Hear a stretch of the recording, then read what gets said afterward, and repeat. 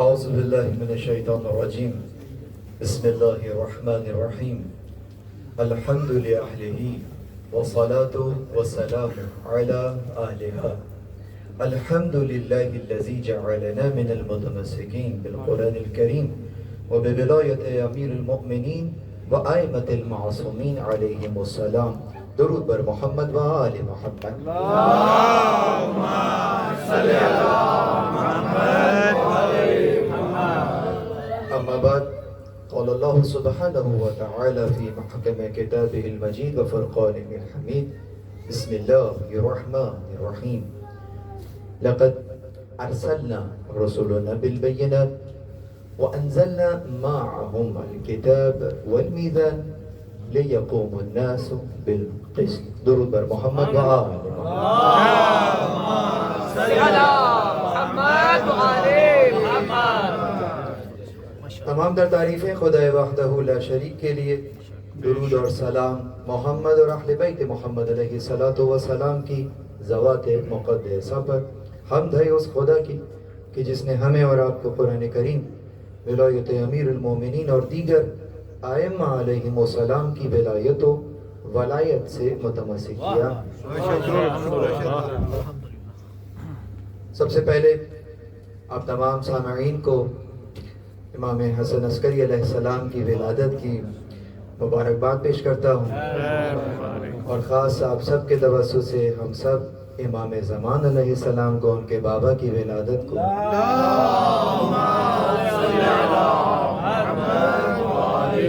یقیناً خوشی کا دن ہے، اور چونکہ دن ایسا ہے ان سے منسوب ہے کہ جو آپ یوم جسے کہتے ہیں، جسے آپ دن کہتے ہیں، منا رہے ہیں کہ پروردگار عالم نے حضرت موسیٰ علیہ السلام کو بھیجنے کی علت بیان فرمائی کہ وہ آیت بھی اسی آیت سے ملتی جلتی آیت ہے کہ لقد ارسلنا موسیٰ لقد ارسلنا موسیٰ بآیاتنا، ہم نے موسیٰ کو بھیجا اپنی آیات کے ساتھ. بآیاتنا، یہاں آیات سے مراد معجزہ ہے، یعنی معجزات دے کر بھیجا. کیوں؟ اس لیے کہ ان اخرج قومک من الظلمات الى النور، تاکہ نکالیں اپنی قوم کو ظلمات سے اور نور کی طرف لے جائیں. تو حضرت موسیٰ علیہ السلام کو بھیجنے کا ایک نکاتی ایجنڈا یہ نہیں قرار پایا کہ ہم اس لیے موسیٰ کو بھیج رہے ہیں کہ ان کے ذریعے سے نیل میں راستہ بنا دیں گے، یا اس لیے بھیج رہے ہیں کہ وہ عصا کو اژدہا بنا دیں گے. اس لیے نہیں بھیج رہے ہیں کہ وہ مختلف معجزات دکھائیں گے. معجزات دے کر ضرور بھیجا ہے، لیکن معجزات دینے کے لیے نہیں بھیجا ہے. فرق ہے. انبیاء کو معجزات دے کر ضرور بھیجا ہے، لیکن ان کی بعثت کا مقصد یہ نہیں ہے کہ ہم انہیں معجزات دیں گے. مقصد ان معجزات کے پیچھے چھپا ہوا ہے، اور وہ وہی ہے کہ اناخرج قومک من الظلمات الی النور، کہ نکالیں اپنی قوم کو ظلمات سے اور لے جائیں نور کی طرف. اور پھر کہا وَذَكِّرْهُمْ بِأَيَّامِ اللَّهِ، کہ اے موسیٰ کو بھیجا اسی لیے کہ وہ نکالیں اپنی قوم کو ظلمات سے اور لے جائیں نور کی طرف، اور انہیں یاد دلائیں. کیا یاد دلائیں؟ ایام اللہ، اللہ کے ایام یاد دلائیں. ایام تو تمام اللہ کے ہیں. اگر یوم مخلوق ہے تو خالق کون ہے؟ پروردگار. جب سب دنوں کا خالق پروردگار ہے تو پھر ایام اللہ سے کیا مراد ہے؟ اللہ کے دن تو سارے کے سارے دن اللہ ہی کے دن ہیں. تو یہاں پر مفسرین نے جو تفسیر کی وہ یوں کی کہ چونکہ تمام کے تمام دن اللہ ہی کے ہیں، لیکن یہاں مراد یہ ہے کہ انہیں اللہ کے دن یاد کراؤ سے مراد انہیں وہ نعمتیں یاد دلاؤ جو اللہ نے ان پر نازل کی. اور جیسے جیسے ان نعمتوں کو یہ یاد کریں گے تو یقیناً نعمت دینے والے کا شکر ادا کریں گے. تو ہر نعمت کو یاد کر کے شکر منعم جس نے نعمت دی ہے اس کا یہ شکر ادا کریں گے تو خالق اور مخلوق کے درمیان میں جو فاصلہ مخلوق نے کر لیا ہے وہ ختم ہونے شروع ہو جائے گا. I repeat my words. وہ فاصلہ جو مخلوق نے کر لیا ہے نہ کہ خالق نے کیا ہے. خالق تو شہرگ حیات سے قریب ہے. وہ یہ نہیں کہتا کہ میں مومن کی شہرگ حیات سے قریب ہوں. وہ کہتا ہے ہم تو تمہاری شہرگ حیات سے قریب ہیں. ہاں تم ہو جو ہم سے فاصلہ کر لیتے ہو, ہم تو تمہارے قریب ہیں. تو بالکل اسی طریقے سے حضرت موسیٰ اپنی قوم کو نور کی طرف لے چلے, اور نور کی طرف لے کر چلنا ان کو نعمت کے ذریعے سے, نعمت کے یاد دہانی کے ساتھ یہ وہاں لے گئے, اور انہوں نے نعمت کا شکر ادا کیا. شکر نعمت کیا ہوتا ہے؟ 2 جملے اس پر بات کریں گے اور پھر امام کی سیرت پر آ جائیں گے. شکر نعمت کیا ہوتا ہے؟ شکر نعمت 2 طرح سے ہوتا ہے. نمبر 1, زبان سے شکر ادا ہوتا ہے, شکر الحمدللہ کہہ دیا. اس پر تو ایک اور شکر لازم آ جاتا ہے کہ جب ہم کہتے ہیں نا شکر الحمدللہ, اللہ نے توفیق دی ہے آپ کو شکر ادا کرنے کی, تو شکر ادا کر رہے ہو, اس توفیق پر پھر ایک شکر لازم آتا ہے. پھر ہم نے کہا شکر الحمدللہ, کہا یہ بھی اسی کی دی ہوئی توفیق سے کیا ہے, پھر ادا کرو شکر الحمدللہ. تو زندگی گزر جائے گی, شکر ادا نہیں ہو سکتا ہے. ضرور پڑھیے محمد نہیں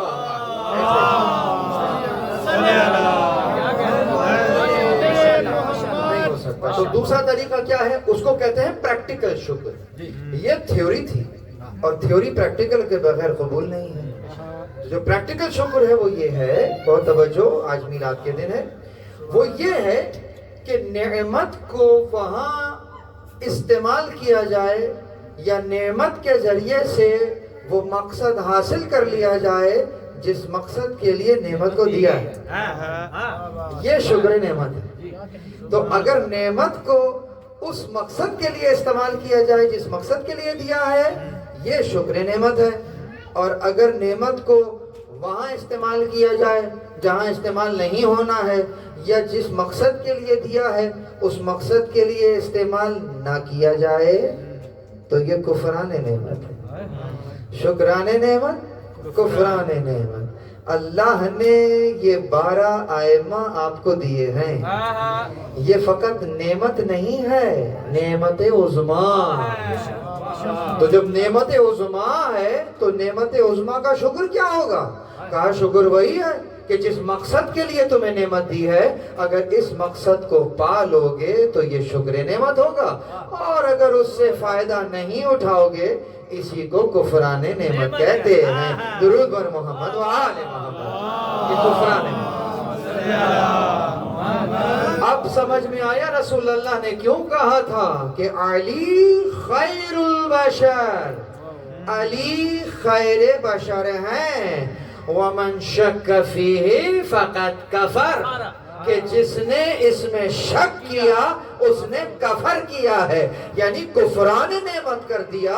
اللہ نے علی جیسا امام آپ کو دیا ہے, اگر علی جیسے امام کے ہوتے ہوئے بھی کوئی جنت تک نہ پہنچ سکے, اس سے بڑا کفران نعمت اور نہیں ہو سکتا.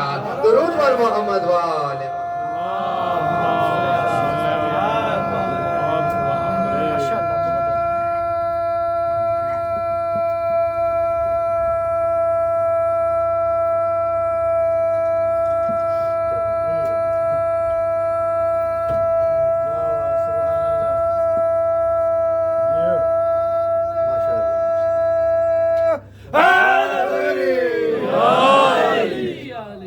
ماشاءاللہ, خدا اس اتنی سانس سب کو ادا کرے.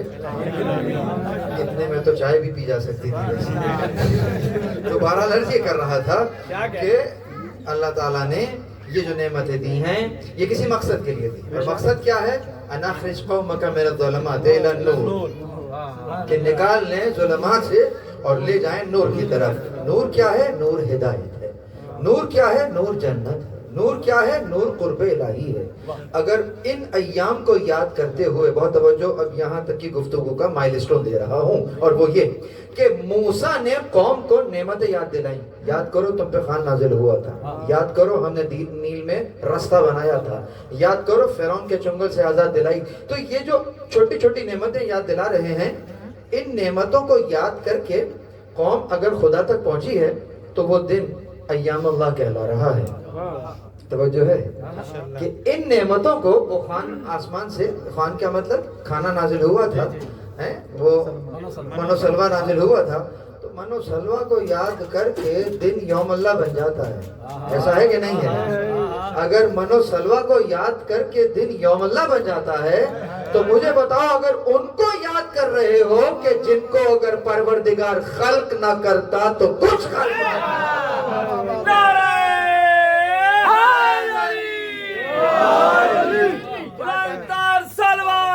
اس دن کو کیا کہو گے؟ وہ دن کیا کہلائے گا کہ جن کے صدقے میں خود دن خلق ہوئے ہیں، کہ اگر وہ نہ ہوتے تو پھر ایام بھی نہ ہوتے. تو وہ ہیں تو یہ ایام ہیں، تم ان کو اگر یاد کر کے یوم بنا رہے ہو تو وہ اگر یوم اللہ نہیں ہوگا تو کون سا دن ہوگا؟ تو آئیے امام کی سیرت پر بات کرنے سے پہلے 2 جملے سیرت پہ بھی سنیں اور پھر آگے چلتے ہیں، اور پھر انشاءاللہ جہاں سے محفل کو لیا تھا وہیں پر چھوڑ دوں گا. 232 ہجری میں امام کی ولادت باسعادت ہوتی ہے، اور امام علیہ السلام یقیناً سیرت کو سمجھنے کے لیے یہ بات سمجھنا بہت ضروری ہے کہ جیسے سیرت کہتے ہیں اس کا مطلب کیا ہے. مسئلہ میرے ساتھ یہ ہے، میری قوم کے ساتھ اور لوگوں کے ساتھ اور میرے جوانوں کے ساتھ، کہ وہ تاریخ کو سیرت سمجھتے ہیں. تاریخ اور ہے، سیرت اور ہے. تاریخ اور ہے، سیرت اور ہے. جب آپ سیرت ائمہ کی بات کرتے ہیں تو مکس نہ کیجئے کہ ہاتھ میں تاریخ کی کتاب اٹھائی ہوئی ہے اور کہہ رہے ہیں کہ میں سیرت پڑھ رہا ہوں. تاریخ وہ ہے کہ ائمہ علیہم السلام کو جس دور میں بھی جو دور میسر آیا، اس دور میں لوگوں کا انداز ان کے ساتھ کیا تھا، حکمرانوں نے ان کے ساتھ کیا کیا، اور جو واقعات ہوتے جا رہے ہیں مورخ اسے لکھتا چلا جا رہا ہے. تو جو ہو رہا ہے وہ لکھ رہا ہے، تو جو لکھ رہا ہے وہ تاریخ لکھ رہا ہے، سیرت نہیں لکھ رہا ہے. اور چونکہ لکھنے والا تاریخ لکھ رہا ہے اور میں سمجھ رہا ہوں سیرت لکھ رہا ہے، تو پھر دیکھا کہ ایک امام جو ہیں وہ تو جنگ کرتے ہوئے نظر آ رہے ہیں اور دوسرے امام جو ہیں وہ صلح کرتے ہوئے نظر آ رہے ہیں. تو پھر میں کنفیوز ہو گیا، اور میں کنفیوز یوں ہو گیا کہ تاریخ کو چونکہ سیرت سمجھ کے پڑھا تھا تو کہا ان کی سیرت ہے جنگ کرنا اور ان کی سیرت ہے صلح کرنا. دیکھا مغالطہ کیا ہوا. اور جب یہ نتیجہ نکلا کہ ان کی سیرت یہ ہے ان کی سیرت یہ ہے، تو ایسا لگا کہ ان دونوں ائمہ کے درمیان میں اختلاف ہے، جبکہ رسول اللہ کہہ چکے کہ پہلا بھی محمد ہے، درمیان کا بھی محمد ہے، آخری بھی محمد ہے، ان میں کوئی اختلاف نہیں ہے. تو پھر یہ جو ہوا یہ کیا ہوا؟ یہی سمجھا رہا ہوں کہ میاں یہ تاریخ ہے جو اس انداز سے نظر آئی ہے، اگر غور سے سیرت دیکھو گے تو اس میں فرق نظر نہیں آئے گا. وہ کس لیے؟ وہ اس لیے کہ جسے ہم سیرت کہتے ہیں وہ سیر سے ہے، مادہ سیر. اس سیر سے ہی بنتا ہے سیرت. سیر کا مطلب ہوتا ہے چلنا، سیر کا مطلب ہوتا ہے چلنا، گزرنا، پھرنا. جس کو آپ اردو میں کہتے ہیں سیر. ادھر سے ادھر جا رہے ہیں، کہاں جا رہے ہیں؟ سیر پہ جا رہے ہیں. تو اس طرح چلنے پھرنے کو سیر کہتے ہیں. اسی سے ہے سیر بھی وہی ہے، سیر ہے. تو جو لکھنے والے نے کتاب میں لکھا ہے کیا لکھا ہے؟ کہا یہاں پیدا ہوئے تھے، یہاں پر پلے بڑے، یہ ہوا، یوں جنگ ہوئی، یہ صلح ہوئی، یہ ہوئی. یہ کیا کر رہا ہے؟ یہ سیر کر رہا ہے. اور لکھ، یہ سمجھ رہے ہیں، لیکن وہ سمجھ رہا ہے کہ میں سیرت لکھ رہا ہوں، جبکہ لکھ سیر رہا ہے. وہ تاریخ لکھ رہا ہے، سیرت نہیں لکھی. سیرت کسے کہتے ہیں؟ اب جب ہم کہیں گے سیرت تو اس کا مطلب ہو جائے گا وہ تھا چلنا، یہ ہوگا چلنے کا انداز. تو یعنی ایک ہوگا جسے ہم کہیں گے چلنا اور ایک ہوگا جسے ہم کہیں گے چلنے کا انداز. اس میں فرق کیا ہے؟ فرق یہ ہے کہ ایک ہوگا عمل معصوم، ایک ہوگا عمل، اور ایک ہوگا طرز عمل. جو عمل ہے وہ سیرت نہیں ہے، جو طرز عمل ہے وہ سیرت ہے. عمل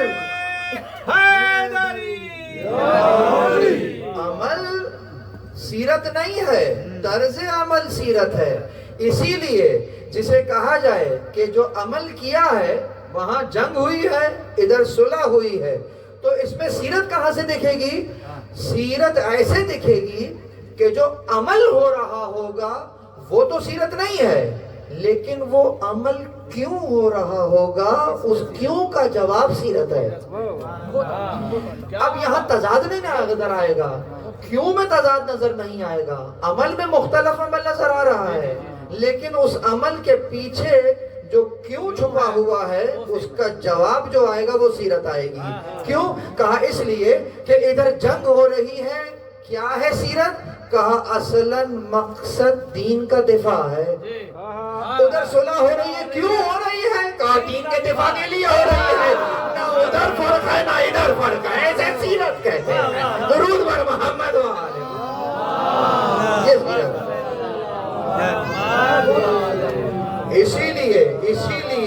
اسی لیے اگر صلح کر کے دین بچتا ہے تو ہم صلح کر کے دین بچائیں گے. اگر تلوار نکال کر دین بچتا ہے ہم تلوار نکال کر دین بچائیں گے. اگر ولی عہدی قبول کر کے دین بچتا ہے تو قبول کر لیں گے. اگر حکومت دے کر دین بچتا ہے تو حکومت دے کر دین بچا لیں گے. مقصد وہی ہوگا دین کی بقا. تو اب دیکھنا یہ ہے کہ ائمہ نے یہ کام کیسے انجام دیا. اس کے لیے وقت تو اتنا نہیں ہے، اشارہ کر سکتا ہوں اور وہ اس طریقے سے کہ یہ فقط آج کے دن تک محدود نہ رہے، اس کو کنٹینیو کیجئے گا. اور وہ یوں کہ سیرت کو سمجھنے کے لیے فقط ایک امام کی بات تو ہو نہیں سکتی، 12 کو پڑھنا پڑے گا. اس کو پڑھنے کے لیے تھوڑا کیٹیگوریکلی ان کو منقسم کر لیں. اور وہ یہ کہ پہلے امام سے لے کر چوتھے امام تک ہمیں ایک دور نظر آتا ہے. یہ ائمہ کا امامت کا پہلا دور ہے. دوسرا دور 5ویں امام سے لے کر 8ویں امام تک نظر آئے گا، یہ امامت کا دوسرا دور ہے. اور تیسرا دور 8ویں امام کی آخری خراسانی زندگی سے لے کر کے آخری امام تک نظر آئے گا، یہ تیسرا دور ہے. ادوار میں ائمہ کو اس طرح سے پڑھیں گے تو سیرت سمجھ میں آئے گی. پہلے دور کے ائمہ کی سیرت میں کیا ہوا، کیا نظر آیا؟ جو انداز عمل نظر آیا، جو عمل نظر آیا وہ یوں نظر آیا کہ خون دے کر اس کوپل کی پودے کی آبیاری کی جس پودے کو رسول اللہ نے لگایا تھا. وہ پودا اسلام کا پودا ہے کہ اس کو خون دے کر آبیاری کی کہ کہیں کوئی دشمن اس کو روند نہ ڈالے. دوسرے دور کے ائمہ کون سے؟ 5ویں سے 8ویں کے درمیان میں. وہ کون ہے؟ کہا انہوں نے کیا کیا، انہوں نے ایک انداز سے پہلے تو اس دین کو محفوظ تو کر ہی رہے ہیں، مین اسٹریم کو جو رسول اللہ سے آ رہی ہے اسے محفوظ تو کر ہی رہے ہیں، ساتھ میں شیعی تشخص کا آپ نے دفاع کیا، واضح کیا. شیعہ آئیڈینٹی جسے کہتے ہیں کہ ہم کون ہیں، ہم کیوں ہیں، وہ کیوں ہیں، یہ بات واضح کی. اور جو مختلف جگہوں سے فتوے اٹھ رہے تھے، مسائل اٹھ رہے تھے، امام نے واضح کیا کہ ہم میں اور ان میں فرق کیا ہے. یہ دین میں جو یہ مسئلہ ڈالا جا رہا ہے کہ وہ جبر کی بات کر رہا ہے، وہ تفویض کی بات کر رہا ہے. چھٹے امام فرما رہے ہیں لا جبر ولا تفویض بل امر بین الامرین. نہ جبر ہے نہ تفویض ہے، بلکہ امر تو درمیان میں ہے. یعنی نہ ہمارا تعلق ان سے ہے نہ ہمارا تعلق ان سے ہے، بلکہ امر تو اس کے درمیان میں ہے. تو امام نے کلیئرلی مینشن کیا ہے کہ ہماری آئیڈیالوجی کیا ہے. کہا وہ وہی آئیڈیالوجی ہے جو رسول اللہ کی آئیڈیالوجی ہے.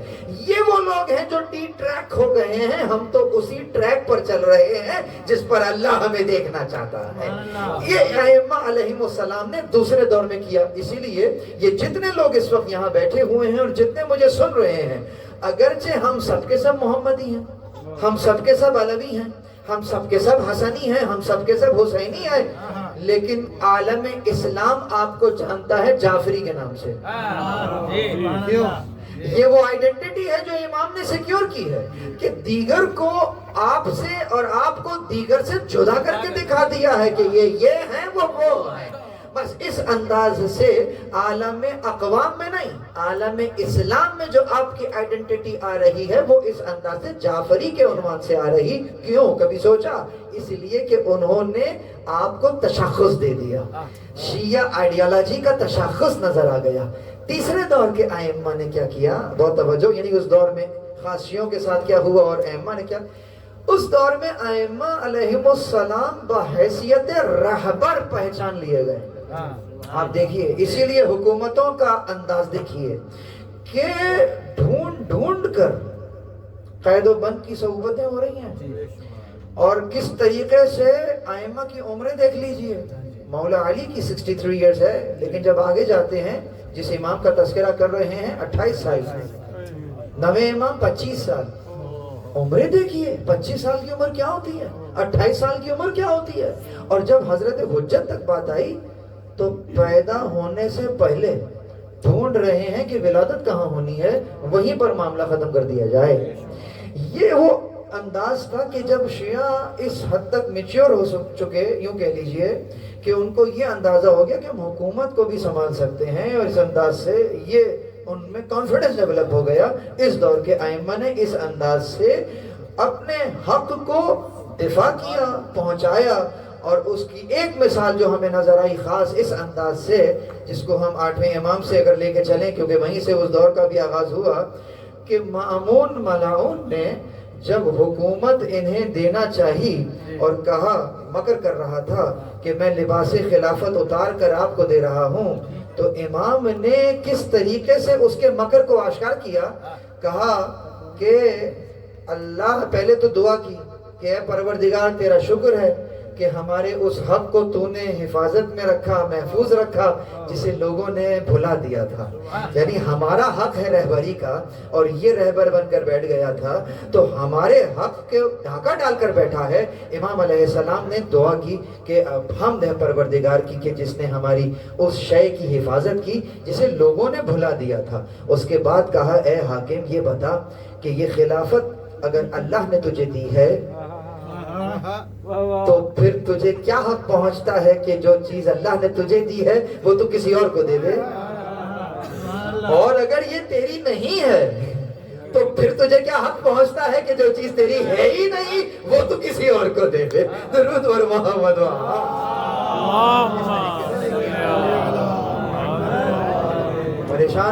پریشان ہو گیا. اس طریقے سے امام علیہ السلام نے, یقین کریں ہمارے گردنوں پہ حق ہے ان کا, تو کیا چاہ رہے تھے, چاہتے یہ تھے کہ ایک مستحکم معاشرہ تشکیل پائے. امام علیہ السلام کا ایک نکاتی ایجنڈا جو آیت میں نے ابتدا میں پڑھی, لِيَقُومُ النَّاسُ بِالْقِسْطِ, انبیاء کو اسی لیے بھیجا تاکہ مستحکم معاشرہ تشکیل پائے. اس نعمت کا شکر کیسے ادا کرو گے کہ جب سٹیبل سوسائٹی میں تم اپنا کردار ادا کرو گے, تو یہی شکر نعمت ہے. اسی میں امام زمان نے پھر اپنا کام کرنا ہے. پس عزیزوں, امام علیہ السلام نے خاص امام حسن عسکری علیہ السلام نے اپنے دور دین کا دفاع اسی انداز سے کیا کہ سب سے پہلے جسے کہتے ہیں نا قرآن کی حفاظت, محافظت, قرآن کی محافظت کی. ایک شخص ہے امام کے دور کے اندر, الکندی, وہ لکھ رہا تھا کتاب, 20 سال تک اس نے کتاب لکھی, کام کر رہا تھا کہ قرآن میں کنٹراڈکشن ہے. تو امام علیہ السلام نے, ملتا تو تھا نہیں کسی سے, تو اپنے ہی ایک شاگرد کو کہا کہ جاؤ اس کی شاگردی میں چلے جاؤ, اس کا گھر میں کام کرو, اس کے تمام کانفیڈنس اپنا ڈیولپ کرو ان کو کہ تم پر وہ اعتماد کر سکے. تو میں اپنے قریب لے آئے. جب وہ اس کے قریب چلا گیا تو پھر امام نے کہا کہ سنو, آج جب تم اس سے ملنے جانا تو ذرا یہ سوال کر لینا, اور سوال یہ ہے کہ جو تم لکھ رہے ہو کہ یہ آیت اس آیت سے ٹکرا رہی ہے, تو تم نے اس آیت سے وہی مطلب لیا ہے جو اللہ نے بیان کیا ہے؟ بس یہ سوال کر لینا, کیا واقعی تم نے وہی مطلب لے لیا ہے جو اللہ نے بیان کیا ہے؟ بس یہ سوال کر لینا. وہ گیا وہاں, اس نے وہ سوال کیا, جیسے ہی سوال کیا اس نے اپنا قلم روک دیا, کہا یہ تم سے کس نے کہا ہے یہ والا سوال پوچھنے کے لیے؟ تو کہتا ہے کہ میں نے خود سوال کیا ہے. کہا نا, میں تمہیں جانتا ہوں, یہ سوال تم کر ہی نہیں سکتے ہو, یہ ہو نہ ہو حسن ابن علی العسکری نے یہ سوال کیا. دشمن جانتا ہے کہ حافظ قرآن اور ہوتا ہے, محافظ قرآن اور ہوتا ہے. درود بر محمد. حافظ اور ہوتا ہے, محافظ اور ہوتا ہے. امام حسن عسکری نے اس انداز سے جہاں قرآن کا دفاع کر رہے ہیں, ٹیکسٹ کو بھی محفوظ کر رہے ہیں، معانی اور مفاہیم کو بھی محفوظ کر رہے ہیں، بالکل اسی طریقے سے جو غریب اور مفلس اور نادار تھے، امام علیہ السلام کی ان پر بھی نظر آئی، ان کے لیے امام علیہ السلام جو ہیں ان کی ضرورتوں کو پورا کر رہے ہیں، یہاں تک کہ کسی کو قید کر لیا۔ آپ کے ہاں بھی اکثر ہوتا ہے نا، کوئی بیچارہ کسی کو اٹھا کے لے گئے تو اس کے گھر والوں کی کون کفالت کرے گا؟ امام کی نظر وہاں تک موجود ہے، ان کو امام جو ہیں وہ گھر میں ان کو رہنے کے لیے اور کھانے پینے کے لیے اشیاء کو مہیا کر رہے ہیں، جبکہ خود امام کے اوپر نظر رکھی ہوئی ہے۔ کیسے کام ہو رہا تھا؟ بہت توجہ، ہر کام معجزے سے نہیں ہوتا، وہی سمجھا رہا ہوں کہ امام علیہ السلام نے اس سسٹم کو سے فائدہ اٹھایا جو 10ویں امام نے رائج کر دیا تھا، جو 11ویں امام نے اسی سے استفادہ کیا، اور امام زمان نے بھی اسی سے فائدہ لیا، اور وہ کیا؟ امام نے وکلا کا جال بچھا دیا تھا۔ 10ویں امام نے اپنے وکیلوں کو مختلف مقامات کے بصرہ میں، کوفہ میں، مدینہ میں، مکہ میں جگہ جگہ پھیلا دیا تھا، اور ان سے امام رابطے میں تھے اور یہ وکیل لوگوں سے رابطے میں تھے۔ تو جب کبھی کسی کو کوئی مسئلہ درپیش ہوتا یا امام کو کوئی خمس دینا چاہتا، یہ ان سے رابطہ کرتا تھا، اور وہاں سے اس کے ذریعے سے امام کے جواب بھی ان تک جایا کرتے تھے، اور امام تک اموال بھی پہنچا دیا کرتے تھے۔ اس طریقے سے امام نے باقاعدہ ایک انفراسٹرکچر ڈیولپ کیا، 11ویں امام نے اسی کو استعمال کیا، اور یہاں تک کہ جب آپ کی شہادت ہوئی تو امام زمان نے بھی اسی انفراسٹرکچر میں، عثمان بن سعید عامری انہی کے بابا کے ہی وکیل رہ چکے، انہی کے شاگرد تھے جن کو امام نے اپنے نائب کے طور پر سامنے رکھا۔ کیوں؟ تاکہ لوگوں سے رابطے میں رہیں اور ایک مستحکم معاشرے کی طرف جو ہے وہ سفر جو ہے وہ رواں دواں رہے۔ بس تو اس دور میں مجھے کیا کرنا ہوگا؟ یقیناً جس طریقے سے لوگ اس وقت امام سے ایسے نہیں مل سکتے تھے جیسے آپ اور ہم اس طرح مل رہے ہیں، تو پھر رابطے میں کیسے تھے؟ اس نظام کے ذریعے سے رابطے میں تھے، یعنی وہ امام کی آئیڈیالوجی تک پہنچانے والے جو ان کے وکلاء ہیں، جو ان کے علماء ہیں، جو ان کے دین کو، ہمارے دین کو ہم سے بہتر جانتے ہیں، ان سے امام نے انہیں جوڑ دیا، تو نتیجتاً لوگ امام سے جڑ کر رہ رہے تھے۔ دشمن کو سب سے زیادہ خطرہ جو تھا وہ اسی سسٹم سے تھا، اسی لیے پکڑ دھکڑ ہو رہی تھی، اسی لیے عثمان بن سعید کو جیل بھی جانا پڑا، سوری جس کو کہتے ہیں حسین بن روح، حسین بن روح کو زندان کی بھی شکل دیکھنا پڑی۔ کیوں؟ اس لیے کہ اس طریقے سے چھاپے پڑنا شروع ہو گئے، لگتا ہے وہاں بھی امیگریشن پڑ رہی تھی، اس طریقے سے چھاپے پڑنا شروع ہو گئے کہ اٹھا کر زندان میں پکڑ کر لانا شروع کر دیا۔ کیوں؟ تاکہ اس انفراسٹرکچر کو توڑ دیا جائے۔ بس چاہے دور امویوں کا ہو، چاہے دور عباسیوں کا ہو، یا چاہے نیتن یاہو کا ہو، یا چاہے ڈونلڈ ٹرمپ کا ہو، اس کو مشکل کس بات سے ہے؟ اس کو دیوار پہ لگے ہوئے کسی نام سے مشکل نہیں ہے۔ تم جتنا بڑا یا علی لکھنا چاہو وہ بھی تمہیں چندہ دے گا، لکھ لو، لیکن جب تم علی کے نظام کی بات کرو گے اس کو اس سے خطرہ ہوگا۔ اس کو نظام نہیں چاہیے، اس کو فقط نام چاہیے، تم اپنا کمرے میں بیٹھ کر جتنا نام لے سکتے ہو لیتے رہو۔ تو آج اگر امام زمان کی کوئی خدمت کرنا چاہتا ہے تو اس کے لیے ضروری ہے کہ وہ یقیناً اسی نظام کو اسٹرانگ کرے جس کو اگر ہم ہاتھ میں رکھیں تو یقیناً وہی زمینہ سازی کرتا ہے امام زمان کے ظہور کی۔ بس عزیزوں، میں نے اپنی گفتگو کو یہیں پر لا کر روکا کہ کنکلوژن یہ کہ جس طریقے سے تمام ائمہ کے دن منائے جا رہے ہیں، چاہے شہادت کا یا چاہے ولادت کا، اصلاً امامت کا دن ہے، اور امامت کا دن کا مطلب یہی ہے کہ ایک مستحکم معاشرے کے لیے اللہ نے ائمہ کو رہبر قرار دیا تھا۔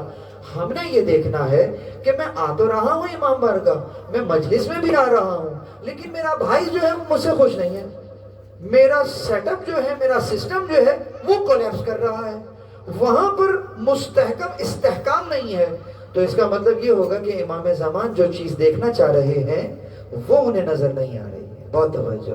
تو اس لیے آج کے اس میلاد میں جو کنکلوژن نکل رہا ہے، جو میسج دے رہا ہوں وہ یہ ہے کہ اس نظام کو پکڑ کے رکھیے کہ جو ظالم کی آنکھوں میں آنکھیں ڈال کر دیکھتا ہے، نہ کہ ظالم کو ایکسپٹ کرتا ہے۔ وہ نظام وہی ہوگا کہ جو امام سے کنیکٹڈ ہوگا. اگر امام سے ڈسکنیکٹڈ نظام ہوگا تو زبان پر کلمہ تو جاری ہوگا لیکن ساتھ میں اسرائیل کے جہازوں میں پیٹرول بھی ڈالا جا رہا ہوگا. تو کلمہ پڑھتے پڑھتے مسلمانوں پر بم بھی گروائے جا رہے ہوں گے. لیکن اگر اس نظام سے کنیکٹڈ رہیں گے جو امام علیہ السلام نے دیا تھا تو پھر چاہے ہم کسی پہ بم گرائیں یا کوئی ہم پر بم گرائے فرق نہیں پڑتا ہے. اس لیے کہ چاہے ہم موت پر جا پڑیں یا موت ہم پر آ پڑے، اگر تم ہم پر ہو تو ظالم تم سے خائف ہو سکتا ہے، تم ظالم سے خائف نہیں ہو سکتے. درود ور محمد.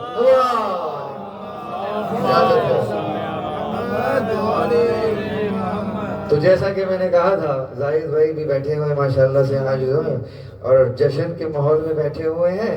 تو میں نے جہاں سے محفل کو لیا تھا اگر اجازت ہو تو وہیں سے جوڑ دیں. تو آئیے، یہ سارا گھرانہ ہی بی بی زہرا کا گھرانہ ہے. تو آئیے اس گھرانے کے لیے چند اشعار آپ کے سامنے عرض کر دیتے ہیں. ایک مرتبہ بلند آواز میں درود پڑھ لیجیے.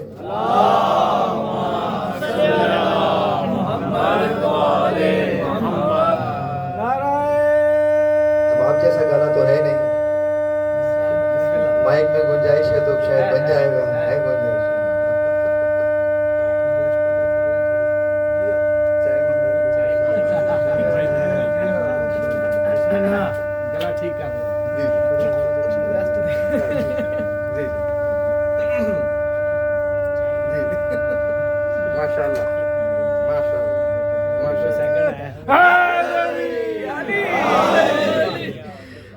گھر فاطمہ زہرا کا جب شان کا گھر ہے،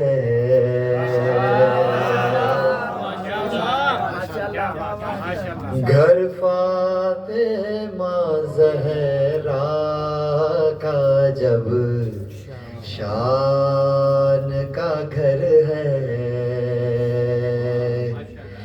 یہ وحی کی منزل ہے، یہ قرآن کا گھر ہے، یہ وحی کی منزل ہے، یہ قرآن کا گھر ہے. اسلام کے ماحول میں ایمان کا گھر ہے،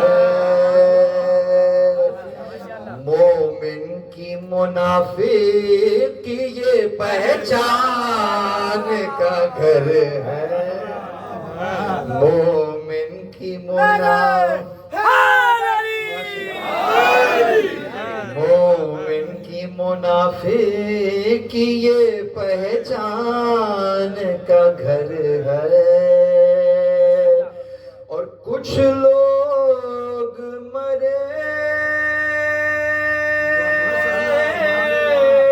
جاتے ہیں اس رنج و محن میں، اس گھر کا جو دروازہ ہے مسجد کے صحن میں،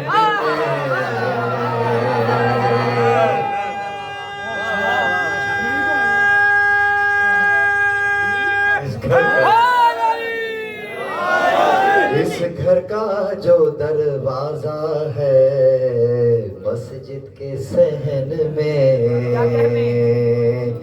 اور یہ نور کے اجساد اسی گھر میں ملیں گے، یہ نور کے اجساد اسی گھر میں ملیں گے، یہ عزم کے فولاد اسی گھر میں ملیں گے، جبریل کے استاد اسی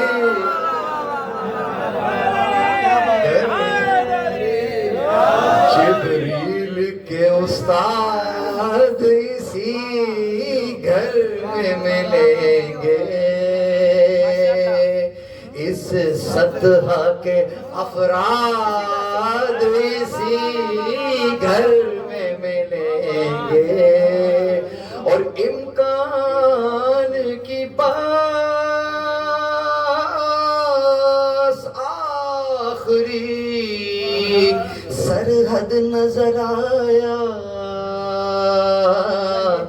جس فرد کو دیکھا وہ محمد نظر آیا جس فرد اللہ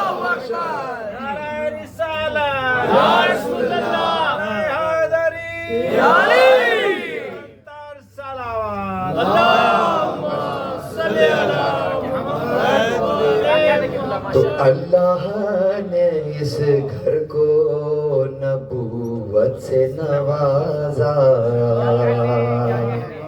دنیا میں اسے تینوں شریعت سے نوازا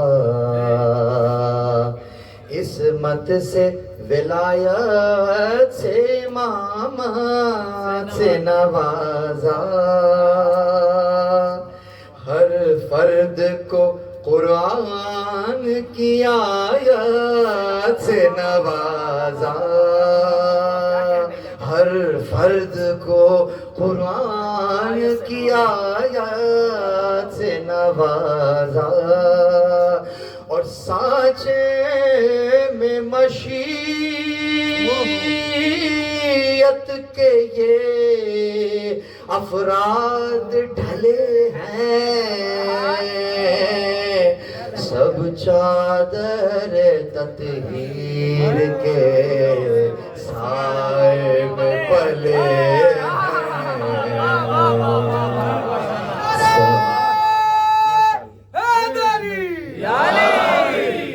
سانچے میں مشیت کے یہ افراد ڈھلے ہیں سب چادر تطہیر کے سائے میں پلے ہیں اور اصحاب مکرم ہیں مگر اپنی جگہ پر اصحاب مکرم ہیں مگر اپنی جگہ پر کیوں غیر اپنی جگہ لختے جگر اپنی جگہ پر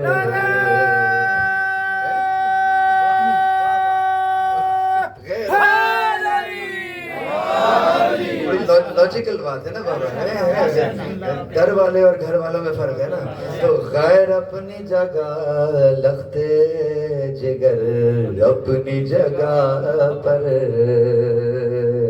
ارے سنگ اپنی جگہ لال و گوہر اپنی جگہ پر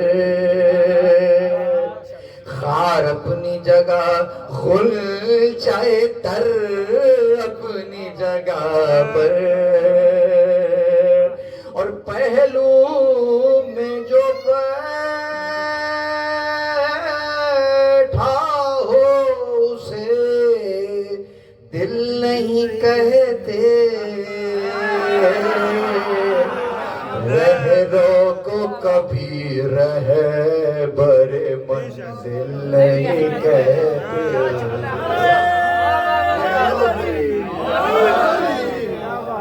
رہبروں کو کبھی رہبر منزل نہیں کہتے رہبروں کو کبھی رہبر منزل نہیں کہتے اور اللہ رے یہ عز و شرف بنت رسالت قندیل حرم شمع شبستان امامت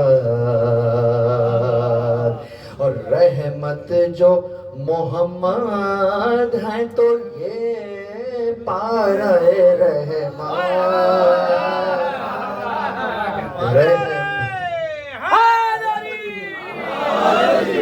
نتیجہ دیکھیے گا کہ رحمت جو محمد ہے تو یہ پارے رحمت،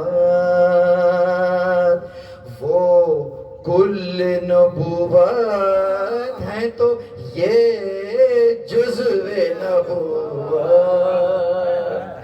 وہ کل نبوت ہے تو یہ جزو نبوت، اور کل اور جز کو دیکھیے، وہ کل نبوت ہے تو یہ جزو نبوت، اور آسان نہ کہو معرفت ختم رسول کو،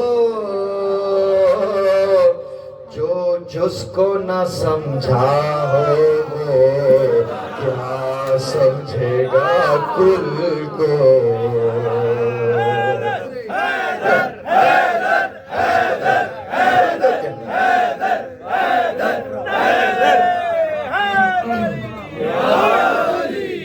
جو جز کو نہ سمجھا ہو وہ کیا سمجھے گا کل کو۔ گھر فاطمہ زہرا کا جب شان کا گھر ہے، پر حبیب خدا قبطر من ختم الانبیاء بلندر صلوات۔